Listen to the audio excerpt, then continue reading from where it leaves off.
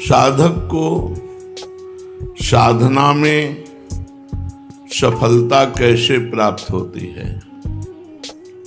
उत्तर, ये तीन बातें जिसकी साधना में होती हैं वो सफलता को प्राप्त हो जाता है। अपने साधन को सर्वश्रेष्ठ समझना, पूर्ण श्रद्धा, जो नाम मिला है, जो मंत्र मिला है, जो वाणी पाठ है, जो सेवा है, पूर्ण श्रद्धा, इससे बढ़कर कोई साधन नहीं है, ये विश्वास होना पहला। दूसरा, तत्परता, खूब प्रयास रहते कर, अधिक से अधिक नाम जप, अधिक से अधिक वाणी पाठ, अधिक से अधिक सेवा, खूब तत्परता पूर्वक लगन पूर्वक खूब। तीसरा जो है ये खास बात है, संयतेंद्रिय, इसके बिना सब अधूरा हो जाता है। जब साधक 4-5 महीना ठीक रहे फिर भ्रष्ट हो गए, तब अनुभव नहीं होगा कि हम बहुत सुलझी हुई बात कह रहे हैं। साधक यदि अपने इन दोषों को सुधारेगा नहीं तो पूरा जीवन ऐसे ही चला जाएगा। भगवान कृपा करें, बुद्धि शुद्ध हो, साधन में लगन होना, साधन को सर्वश्रेष्ठ मानना और अजितेंद्रिय होना,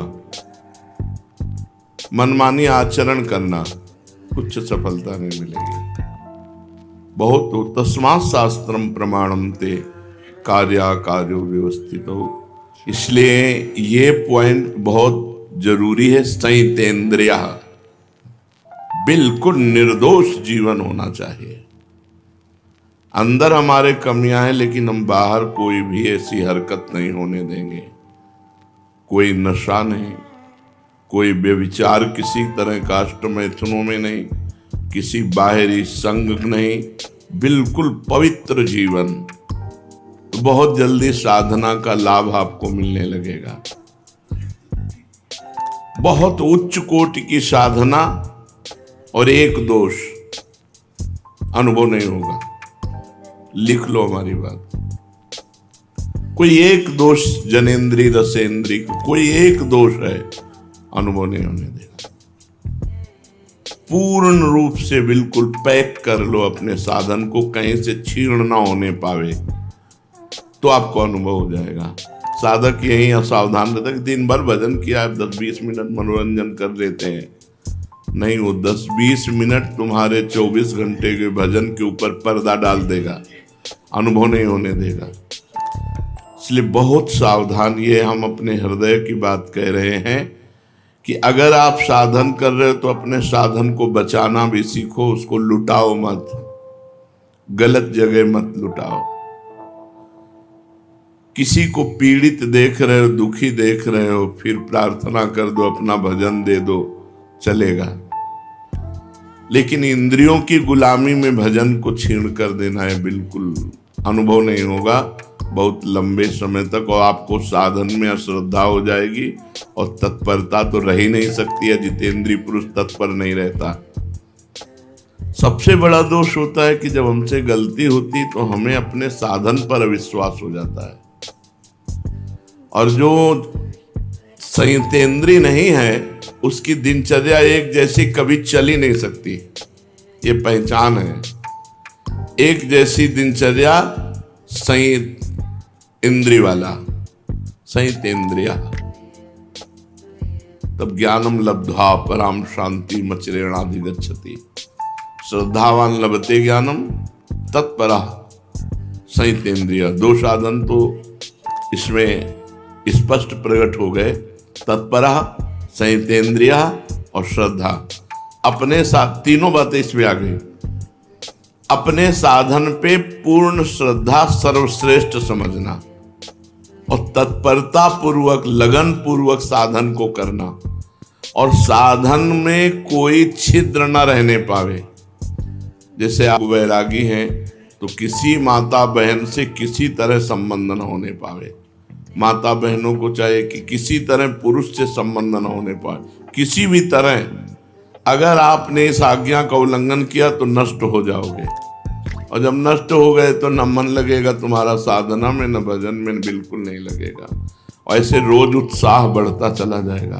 देख लेना, कुछ दिन जब तक पाप नष्ट होते हैं तब तक आनंद नहीं मिलता, नहीं फिर जब आनंद मिलने लगता है, निष्पाप हृदय हो जाता है, फिर क्या कहना, फिर तो कोई रोक ही नहीं सकता परमार्थ में। तो साधन सिद्ध होने में सबसे बड़ा योग है संयतेंद्रिया का। श्रद्धा और तत्परता ये तो जरूरत है ही, लेकिन ये होते हुए भी यदि अजितेंद्रिय है तो अनुभव नहीं होगा। साधन कम हो रहा है लेकिन संयतेंद्रिया है तो बहुत जल्दी लाभ मिल जाएगा। इस पर जरूर ध्यान दिया जाए। संयतेंद्रिया में हर इंद्री का संयम है। श्रवणेन्द्री, घ्राणेन्द्री, नेत्रेंद्री, रसेंद्री, जनेन्द्री, खास करके दो में बिगड़ता है साधक, रसेंद्री और जनेन्द्री में। अगर रसेंद्री ठीक है तो फिर जनेन्द्री का शासन कर सकते हो, और रसेंद्री ठीक नहीं तो जनेन्द्री का शासन नहीं कर सकते हो। रसेंद्री ठीक है और जनेन्द्री का कुसंग हो रहा है तो भी नहीं बच पाओगे। 5 मिनट हम हंस करके बात कर लेते, 5 मिनट में तुम्हारा सब काम हो जाएगा। तुम्हारे चित्त का अपहरण हो जाएगा, तुम्हारा ध्यान खिंच जाएगा, तुम्हारी मानसिकता बिगड़ जाएगी, तुम्हारे अंदर काम वेदना जागृत हो जाएगी, इतनी असहनीय हो जाएगी कि आप भ्रष्ट हो जाएंगे। ये हम बातें नहीं कर रहे, बिल्कुल यथार्थ कह रहे हैं। चाहे जितने तुम प्रवीण हो, तुम्हारी बुद्धि को भ्रष्ट करके और कुमार्गगामी प्रक्रिया करा न दे माया, तो फिर माया क्या है? इतनी बलवती, इसलिए शास्त्र की आज्ञा का उल्लंघन कदापि नहीं। पूरे जीवन भर जिनको सेवा दी गई है उनके ऊपर भगवान का सुदर्शन चक्र है, वो बुद्धि सुधारेंगे। साधन को चौपट करने का बिल्कुल सरल उपाय है, इधर उधर ताक झांक शुरू कर दो, तुम्हारा साधन चौपट। अब तुम्हारा एकांत में चिंतन उसी का बनेगा। साधक चाहे स्त्री साधक हो चाहे पुरुष साधक हो, जब तुमने जीवन को भगवान को अर्पित किया है तो एक बार निराशा अपने मन में डाल लो, मुझे जीवन में कभी पुरुष संयोग नहीं करना, ना हस्तमैथुन करना है, ना किसी प्रक्रिया को स्वीकार करना है। ऐसे ही मुझे जीवन में कभी स्त्री संयोग नहीं करना, ना किसी प्रकार की कोई प्रक्रिया करनी। अजितेंद्रीय पुरुष को सफलता कभी मिलती ही नहीं परमार्थ में। इसलिए बहुत संयम, बहुत संयम, और यही संयम तुम्हारी तपस्या बनेगी, और यही तपस्या भगवान की प्राप्ति कराएगी। तास्तितिक्षस्व भारत, ये आने जाने वाले विकार हैं, और ये तभी विकार हावी होते हैं, हमने देखा है, जब भोजन गलत हो जाएगा या संग गलत हो जाएगा, तभी विकार हावी होते हैं। भोजन और संग, ये दो अगर बिगड़ गए तो साधना को चौपट कर देंगे। इसीलिए थोड़ा जबान संभाल के खाओ और दिमाग होश रखकर संग करो। ये कोई एक सौभाग्य का विषय नहीं कि स्त्री मिल जाए या पुरुष मिल जाए या खान पान के मारा घूम रहा है संसार इसी में। तुम सौभाग्यशाली हो जो इसके त्यागी हो, इसका त्याग कर रहे हो, ये तुम्हारा सौभाग्य है। ये सौभाग्य नहीं कि कोई स्त्री मिल जाए या किसी स्त्री को पुरुष मिल जाए भोगने के लिए। नारकी गतियों में भी ये मिलता है, ये तो हर जीव भोग रहा है। धन्य है वो काछ वाछ मल निश्चल राखे, धन धन जननी तेरी रे। धन्य है वो, उसकी माँ धन्य है जिसका काछ जनेन्द्री पवित्र, वाकेंद्री पवित्र और मन पवित्र। जो लंगोटी का पक्का, जबान का पक्का, मन का पक्का। अगर जीवन भगवान को दिया है तो ये पक्का कर लो कि चाहे विश्व की सुंदरी आ जाए, चाहे विश्व के देवराज ही क्यों ना आ जाए, दोनों पक्षों में बिल्कुल निश्चित। और जिस दिन तुम्हारा मन खराब हो उस दिन उपवास कर लेना। ये हम दवा बता रहे हैं। जय दिन खराब रहते दिन भोजन मत पाना, पानी केवल पीना, अपने आप ठीक हो जाओगे। कोई अन्न दूषित गया है या कोई संग दूषित हो गया, विचार की अंदर की वृत्ति भी दूषित हो जाती है। अगर बुद्धि कामुक हो रही है, मन परेशान कर रहा है, भोजन छोड़ दो। एक दिन 1 पहर, 2 पहर, 3 पहर, 4 पहर, जब तक बुद्धि भजन में ना लगे तब तक भोजन ना करो, अपने आप ठीक हो जाएगा। और ब्रह्मचारी हो, इसलिए ऐसा हो नहीं सकता कि भोजन नहीं किया तो आप शक्तिहीन हो गए। ऐसा नहीं होगा, आपके अंदर तेज रहेगा, आपके अंदर उछाली रहेगी, पूरी दिनचर्या होगी। और ये कोई जान न पावे, ये छपवाओ मत कि भैया ये 2 दिन से भोजन नहीं पा रहे हैं। नहीं, हमारा पेट दर्द कर रहा है या हमारे को अनुकूल नहीं पड़ रहा है, स्वास्थ्य ठीक नहीं है, अब सेवा पूरी करो, भोजन बिल्कुल मत करो, अपने आप ठीक हो जाएगा। ये साधन में बहुत जरूरी पॉइंट है, नहीं तो आपको अनुभव नहीं होगा। जिनको ये लगता हो कि गंदे आचरण करते हुए हम भगवत प्राप्ति कर लेंगे, तो हमें लगता है कि बहुत बड़ी भूल कर रहे हैं। वो अचानक भगवान कृपा कर दें तो घोर पापी को भी परम पद दे दें, लेकिन सिद्धांत ऐसा है, संयतेन्द्रिया, अपनी इंद्रियों को बस में रखो, उसके लिए कुछ भी छोड़ना पड़े, कुछ भी छोड़ना पड़े।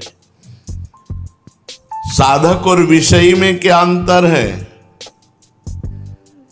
विषयी भोग प्रधान होता है, साधक भगवत प्रधान होता है।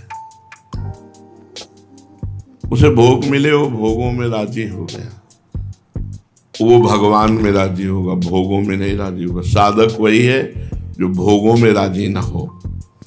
साधक प्रत्येक भोग भगवान के भजन के लिए करता है। भोजन, पानी, खान पान, व्यवहार, उस विषय को स्वीकार करता है जिससे उसका भजन बढ़े।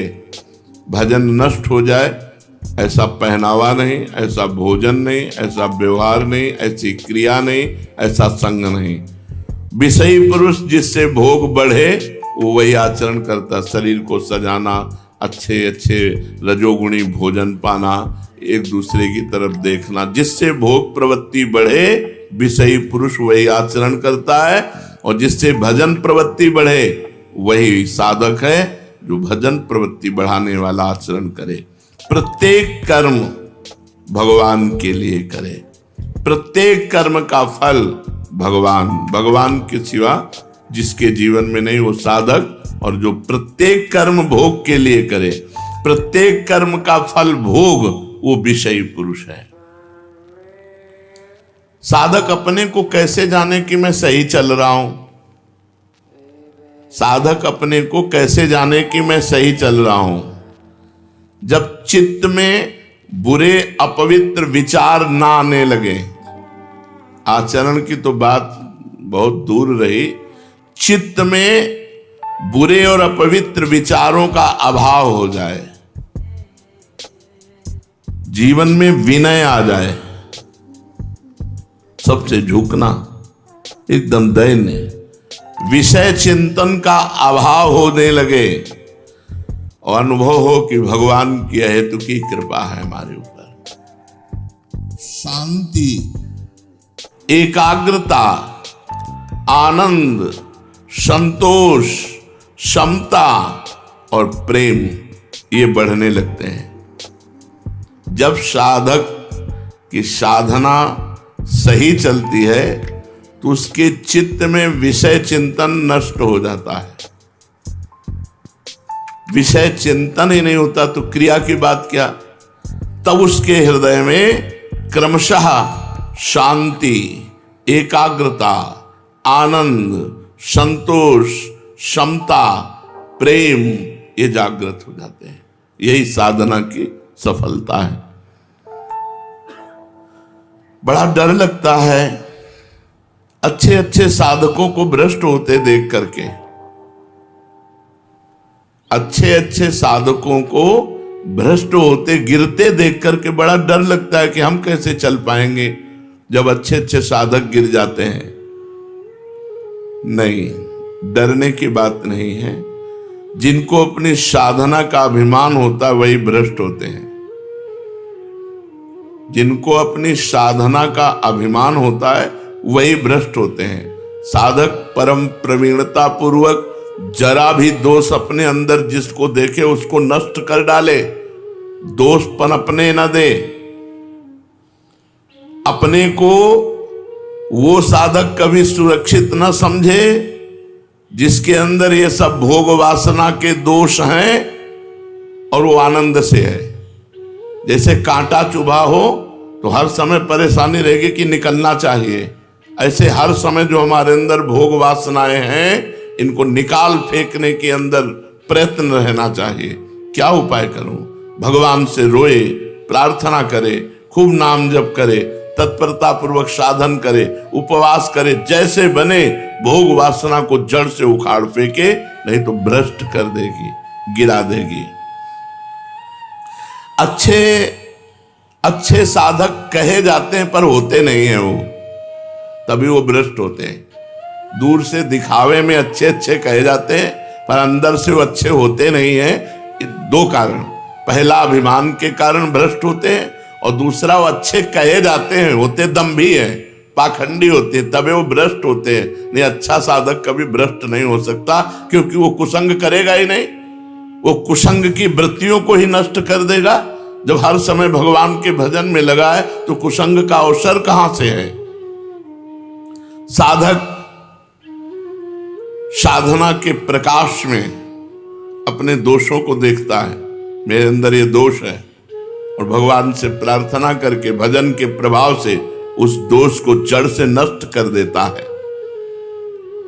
जो दोष होते हुए अपने को सिद्ध मानने लगते हैं, भगवत प्राप्ति हुई नहीं और अंदर सब दोष भरे हैं, और चार लोग दंडवत प्रणाम कर लिए, चेला बन गए, तो अपने को सिद्ध मानने लगते हैं। ऐसे लोगों की बड़ी बुरी दशा होती है, भ्रष्ट होते हैं, पक्का भ्रष्ट होते हैं ऐसे लोग, क्योंकि साधना में प्रियता नहीं, अपने को